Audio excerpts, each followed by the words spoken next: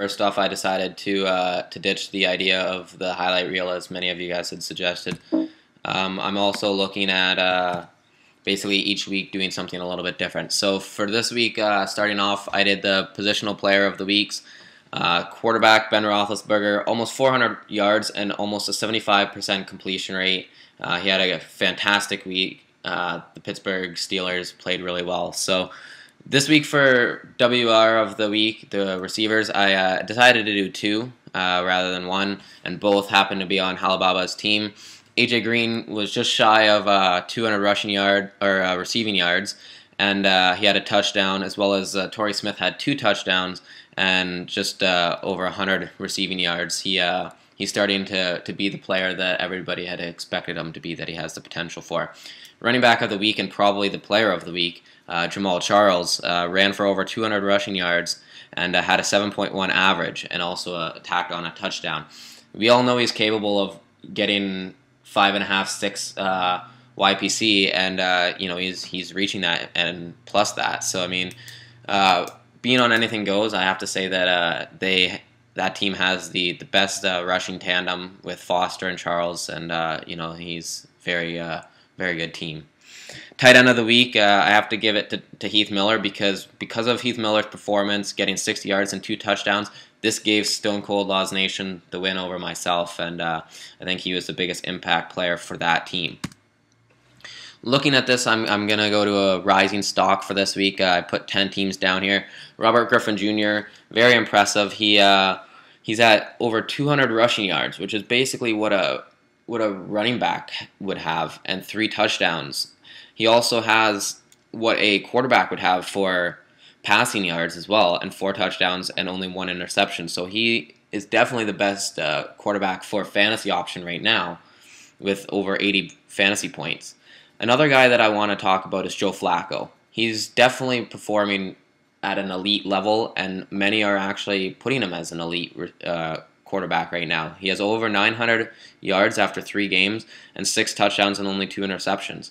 Him and the Baltimore Ravens are just playing outstanding with Torrey Smith and Anquan Boldin. He can do whatever he needs to do, and he's starting to become an elite quarterback. The last guy I'm wanting to talk about on here is Martellus Bennett. I didn't even really know who he was before this year. I didn't expect him to be performing as well as he is. He has more yards than Vernon Davis has, but he only has 3 touchdowns, which is still a touchdown a game, and he is becoming a very viable tight end option. Looking at falling stock, this is obvious as the number 1, Chris Johnson. Only 100 all-purpose yards. That's a combination of receiving and rushing. So he has a 1.4 YPC through 3 games, and basically what I've found now reading some columns, all the fantasy experts now are saying if you have a 3rd running back option, bench Chris Johnson. Another guy I want to talk about is Antonio Gates. 65 receiving yards. He is supposed to be an elite tight end, and he's only bringing up about 2 or 20 receiving yards a week.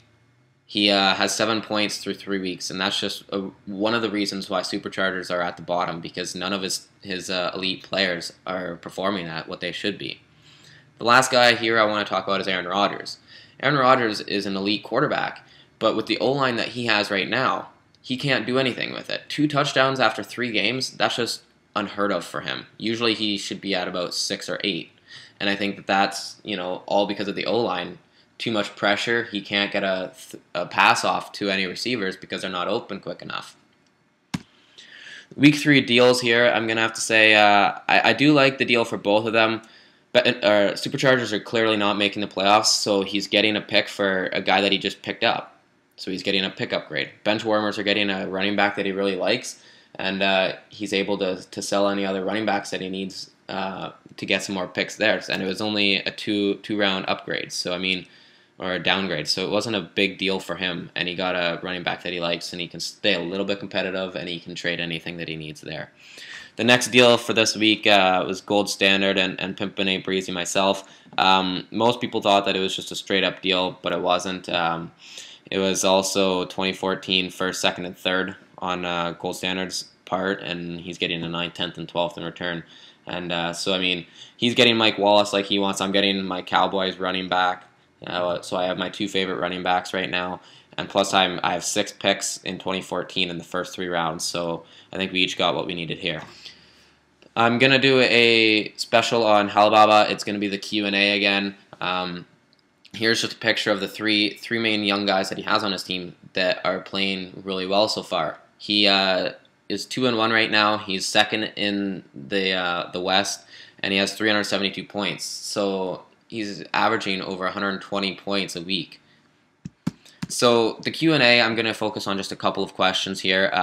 The number 2 question, with so much depth at running back this year, what are your plans moving forward? Who are you going to move in this season? And he says, until I know the extent of Spiller's injury, he doesn't plan on moving anybody.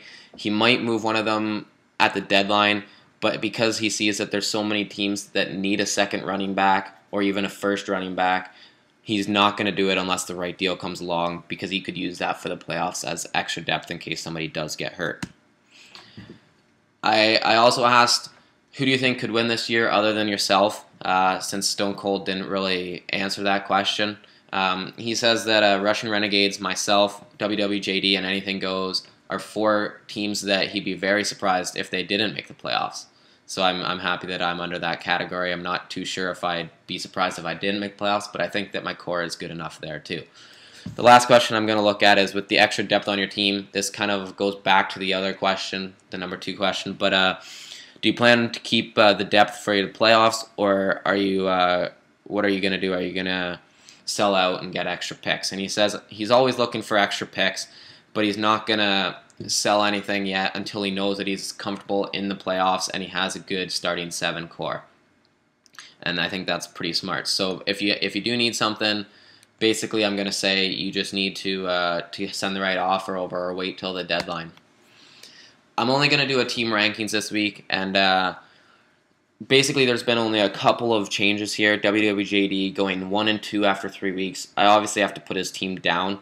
Forte's coming back, so I mean he should be a little bit better. He could possibly win this next week, but I think his team's not performing at the level that he thought it would be. Colston's not doing anything right now, and Forte got hurt. But now that they're back, hopefully Colston can bounce back. But until then, WWJD, I'm having to say, is definitely going down. Dante, it's clear that after being 3-0 after 3 weeks, he needs to be ranked in the top 8. He's performing just outrageously, and I think he has a good team right now. And even though it's not the greatest team on paper, he's finding ways to win, and that's all that really matters. Gridiron doing the Des Bryant deal, I have to say that happened for the Week 4 video. I think he has one of the best receiver cores in the league right now, so I have to put him up too. I think that he's basically one running back away from having a really good team and should be easy enough to make the playoffs. The other team that I'm going to have to put down as well would be Tank Destruction. I think just with these other teams that are going up, he's the weakest link of the teams in the top 8 that needs to get ranked down below Dante and Gridiron. Still has a good team, but I think that he's the weakest link there of those teams, so that's why he's going down a couple spots. Superchargers, obviously, the Yahoo projections project that he's not even going to win a single week throughout the season, and I think his team, he doesn't even have a single good running back this year. Roy Halou was a complete bust of a pick, and I think he just needs to end of the year, sell anything that he has that's extra, get some picks, and have possibly the first pick in the draft. Basically, anything goes. I like his team. He just needs a quarterback. You could look at something like WWJD, Peyton Manning, trading a pick away for him, because you know what? If he doesn't make the playoffs, he might be wanting those picks, and Peyton Manning would be a huge addition to your team instead of Cutler, and would probably help you be a little bit stronger team. Basically, I'm looking at 6 teams that I think are going to be good spots for the playoffs, and there's 4 teams that I think are going to be looking for the two playoff spots available, and that would have to be WWJD, Dante, Gridiron, and Tank. I think that those 4 teams the cutoff will be the 10th. I think that those 4 teams are easily going to be the teams competing right now for the playoffs. Stone Cold, he's very confident in his team making the playoffs.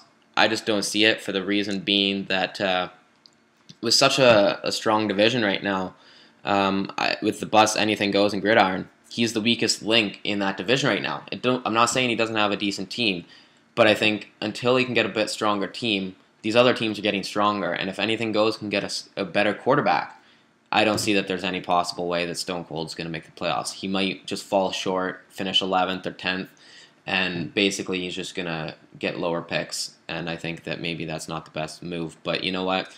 Crazier things have happened. He could make the playoffs. Stone Cold. So this is the conclusion of another successful week's video, and I hope you guys enjoy, and I'm looking forward to see what happens in week 4. It's another rivalry divisional matchup, so good luck to all the GMs. Thanks and good night.